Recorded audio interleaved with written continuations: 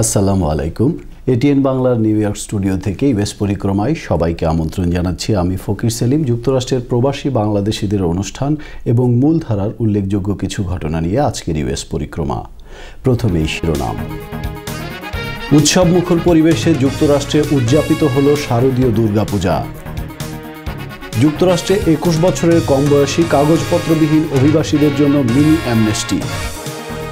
এবং সৌদি আরবে 8 বাংলাদেশির শিরচ্ছেদের ঘটনায় যুক্তরাষ্ট্র প্রবাসীদের মধ্যে মিশ্র প্রতিক্রিয়া। শুনছিলেন শিরোনাম, এবার বিস্তারিত। শুরু করছি নিউ ইয়র্কের প্রবাসী বাংলাদেশিদের অনুষ্ঠানাদির সংবাদ দিয়ে। ধর্মীয় ভাব গাম্ভীর্য এবং উৎসবমুখর পরিবেশে যুক্তরাষ্ট্রে উদযাপিত হয়েছে শারদীয় দুর্গাপূজা। সপ্তাহব্যাপী নিউ ইয়র্ক সহ বাংলাদেশি অধ্যুষিত সবগুলো স্থানেই উৎসবমুখরতায় পালিত হয়েছে শারদীয় দুর্গাপূজা। মহাদেবী দুর্গার আরাধনার সাথে সাথে পূজাকে ঘিরে চলে সঙ্গীত নৃত্য সহ মন মাতানো সাংস্কৃতিক পরিবেশনা। নিউ ইয়র্কের বিভিন্ন মন্দির এবং পূজা মণ্ডপ ঘুরে কানু দত্তের তথ্য চিত্র নিয়ে রয়েছে ডেস্ক রিপোর্ট।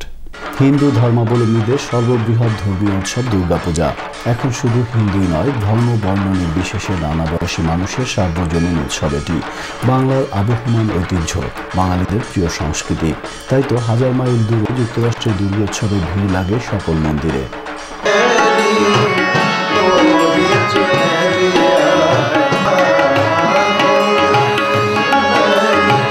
10 বাহু দুর্গা প্রতিমাকে ঘিরে নিউ ইয়র্কের বিভিন্ন মন্দিরে দুর্গাপূজার উৎসব শুরু হয়েছে মূলত 30 সেপ্টেম্বর মহালয়ার মাধ্যমেই। এরপর বোধন থেকে বিজয়া দশমী পর্যন্ত পূজা অর্চনা, প্রসাদ বিতরণ এবং ভক্তিমূলক সঙ্গীত পরিবেশন সহ বিভিন্ন পর্বে হিন্দু পুণ্যার্থীরা আনন্দে উৎসবে পালন করেছেন দুর্গাপূজা।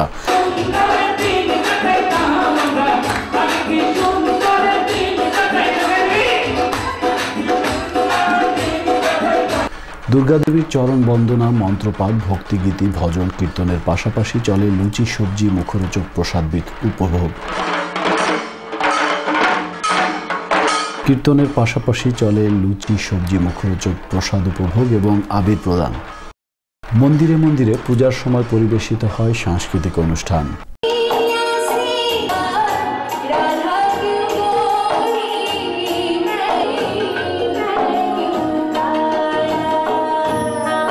বিভিন্ন মন্দিরে বাংলাদেশি ও ভারতীয় হিন্দু ধর্মাবলম্বীরা পূজার পাশাপাশি মনোমুগ্ধকর গানের তালে তালে ডান্ডিয়া খেলায় মেতে ওঠেন।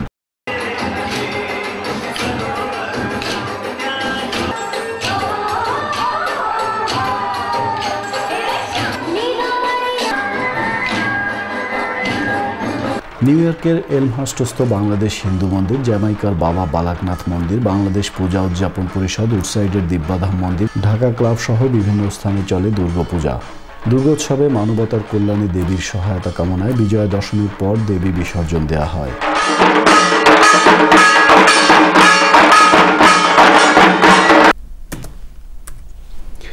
কিশোর অপরাধ কোর্টে দণ্ডিত হওয়ার পর যুক্তরাষ্ট্রে বৈধভাবে থাকার অনুমতি দেওয়া সংক্রান্ত একটি অভিবাসন অ্যামনেস্টি আইন হচ্ছে। জুভেনাইল কোর্ট ডিপেন্ডেন্ট অথবা আন্ডার দ্য কাস্টোডির বৈধ কাগজপত্রবিহীন 21 বছরের কম বয়সী অবিবাহিত শিশু কিশোর অভিবাসীদেরকে যুক্তরাষ্ট্রের গ্রিন কার্ড প্রদান বা বৈধতা দেওয়ার লক্ষ্যে এমন একটি আইন প্রস্তাব করা হয়েছে। এর নাম দেওয়া হয়েছে মিনি অ্যামনেস্টি। তবে এই আইনে কোনো শিশু কিশোরকে আবেদন করার যোগ্যতা হিসেবে পিতামাতা কর্তৃক নিগৃহীত, ভবঘুরে নির্যাতিত হিসেবে যুক্তরাষ্ট্রের কোনো শিশু কিশোর অপরাধ কোর্টের নোটিশপ্রাপ্ত হতে হবে। USCIS এর আবেদনের পর তা গৃহীত হলে তাদেরকে গ্রিন কার্ড অথবা ওয়ার্ক পারমিট, স্টেট আইডি, দেশের বাইরে যাওয়ার ট্রাভেল ডকুমেন্ট এবং 5 বছর পর সিটিজেনশিপ দেওয়া হবে। তাদেরকে পড়াশোনার জন্য ফেডারেল এইড সহ অন্যান্য সুবিধাও দেওয়া হবে। এদিকে অ্যালাবামা রাজ্যের অভিবাসন বিরোধী আইন বন্ধের জন্য কোর্টে খোদ ওবামা প্রশাসনের পক্ষ থেকেই চ্যালেঞ্জ করা হয়েছে।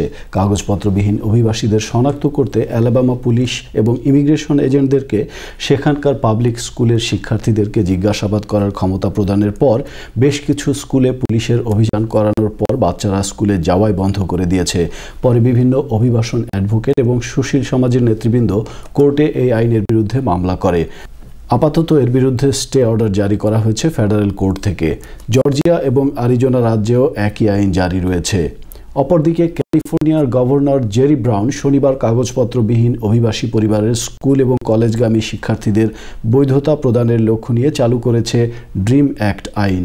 এর আওতায় ক্যালিফোর্নিয়ার কয়েক হাজার শিক্ষার্থী বৈধতার সাথে গ্র্যান্ট এবং এইড নিয়ে উচ্চশিক্ষার সুযোগ পাবে। যুক্তরাষ্ট্রের হোমল্যান্ড সিকিউরিটির সন্ত্রাস দমন বিষয়ক কংগ্রেশনাল কমিটির কংগ্রেসম্যান পিটার কিং বলেন, বাংলাদেশ এখন আর জঙ্গিবাদ বা সন্ত্রাসীর দেশ নয়। তিনি বলেন, বিদেশে আত্মগোপন করে থাকা বঙ্গবন্ধুর খুনিদের বিচার হবে, আমি এই আশাবাদ ব্যক্ত করছি।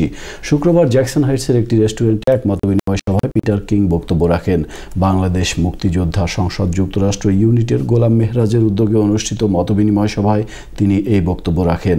বাংলাদেশে যুদ্ধ অপরাধীদের বিচার প্রক্রিয়ার সফলতাও কামনা করেন Peter king. Government in Bangladesh now, where the Prime Minister is moving against terrorism, there's no doubt at all in my mind that the people of Bangladesh, both in Bangladesh and here in the United States, are totally anti-terrorist, anti-Al-Qaeda, anti-Taliban. And we know that Bangladesh is working against terrorism. I wish we had the same cooperation with Pakistan. যুক্তরাষ্ট্রে সফররত Barishal city কর্পোরেশনের mayor Shawkat Hossain হিরণকে সম্বর্ধনা জানিয়েছে সম্মিলিত Barishal বিভাগবাসী। 7 October new ইয়র্কের রুটসাইডের queen's প্যালেসে বরিশালের সবগুলো সংগঠন যৌথভাবে আয়োজন করে এই সম্বর্ধনা সভার। বক্তারা বরিশালের উন্নয়নে মেয়র শওকত হোসেন হিরণের কর্মকাণ্ডের প্রশংসা করে দেশে প্রবাসীদের বিনিয়োগ সহ ব্যবসা বাণিজ্যের সুবিধা বাড়ানোর পরিবেশ নিশ্চিত করার আহ্বান জানান। মেয়র হিরণ দেশের উন্নয়নে যুক্তরাষ্ট্র প্রবাসী বাংলাদেশিদের পাঠানো রেমিটেন্সের অবদানের জন্য তাদেরকে ধন্যবাদ জানিয়ে তাদের দাবি পূরণে সরকারের সাথে আলোচনার আশ্বাস দেন।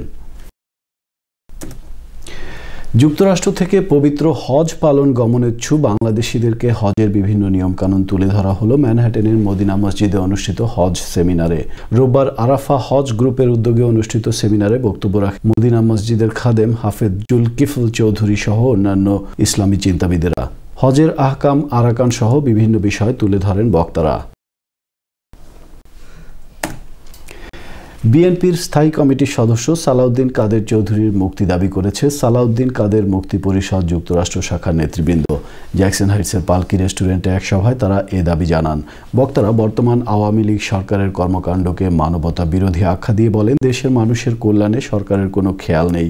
তারা বলেন, দ্রব্যমূল্যের ঊর্ধ্বগতি, গ্যাস, পানি, বিদ্যুৎ সমস্যার সমাধান না করে সরকার বিরোধী দলীয় নেতাকর্মীদের দমন এবং সর্বত্রই দলীয়করণ নিয়ে ব্যস্ত। তারা অবিলম্বে সালাউদ্দিন কাদের চৌধুরীর মুক্তি না দিলে প্রবাস থেকে সরকার পতনের আন্দোলন গড়ে তোলার হুমকি দেন। সেন্ট্রাল ব্রঙ্কস রোটারি ক্লাবের এক সভা অনুষ্ঠিত হয় 2 অক্টোবর গ্রামীণ রেস্টুরেন্টে। ক্লাবের সভাপতি মোহাম্মদ এন মজুমদারের সভাপতিত্বে সভায় 4 জন রোটারিয়ানকে উপহার এবং প্লাগ প্রদান করা হয়।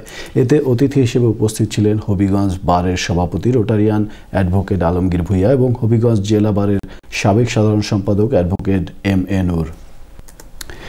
নিউ ইয়র্কের সামাজিক সংগঠন ব্রাদার্স অ্যালায়েন্সের বিজয় উৎসব অনুষ্ঠিত হল রোববার ওজন পার্কের বিসমিল্লা রেস্টুরেন্টে।